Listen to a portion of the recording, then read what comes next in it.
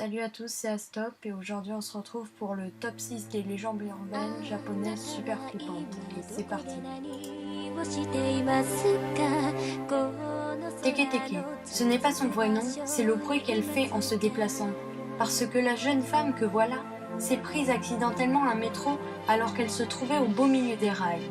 Ce qui en résulte qu'elle a été coupée en deux. Suite à cela, mécontente d'avoir perdu ses jambes, elle se traîne sur ses coudes et vous égorge avec des armes qui lui sortent du corps. Nur-Onna, la femme serpent. Ça se passe dans un lac où une pauvre femme s'est noyée et réincarnée en sirène à queue de reptile. Pour occuper ses journées, elle fait semblant de se noyer et quand quelqu'un saute à l'eau pour la sauver, elle l'embarque au fond ou bien elle câline un bébé qui, quand la personne lui propose de le porter, s'accroche à lui et devient tellement lourd qu'il coule.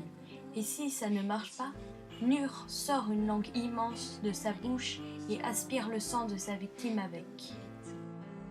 Akamanto, la cape rouge.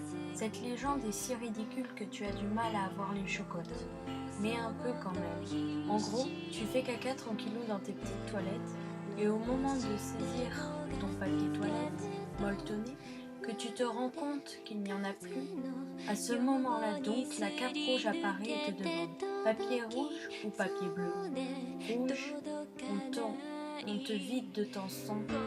Bleu, on t'étrangle. L'astuce est de répondre non, c'est bon, je vais me débrouiller autrement. Merci, on n'est pas obligé de s'essuyer à chaque fois non plus. Kushikaze Onna, la femme à la bouche fendue. Genre coupée de chaque côté au commissure des lèvres, cela fait mal de le dire. C'est son petit ami qui lui a fait ça, parce qu'il lui avait trop peu apprécié qu'elle sorte avec d'autres que lui. Et il lui aurait sorti après « Qui te trouvera jolie maintenant ?» Ce qui n'arrange pas l'affaire, vu qu'elle se promène désormais avec un masque chirurgical sur la tête et demande à tous les gens qui passent s'ils la trouvent jolie. Si tu dis non, elle te tue.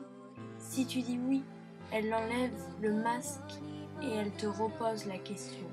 Si tu as peur de la vexer et que tu réponds oui à nouveau, elle te fera la même gueule qu'elle.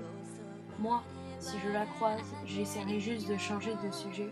Genre, oh dis donc, le ciel est bas, on va avoir de l'orage.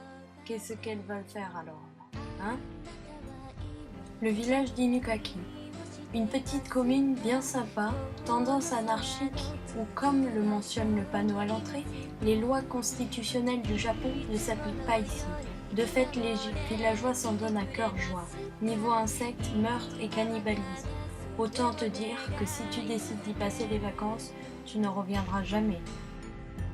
Le tunnel de Kiyotaki, long de 444 mètres, il a été construit dans des conditions plutôt douteuses. Du genre esclavagiste, un tas de pauvres ouvriers bossant sur le chantier ont trouvé la mort. Si tu passes en voiture, il y a moyen que le fantôme, l'un d'entre eux, s'incruste sur ta banquette arrière, te foutant une telle chocotte que tu perdrais le contrôle de ton véhicule, en moins de 2. Il y a aussi un miroir dans le tunnel et si tu y vois le reflet d'un des revenants, tu crèves dans d'atroces souffrances. Et rejoins de ce pas la team des zombies ouvriers. あなたは今どこで何をしていますかこの空の続く場所にいますか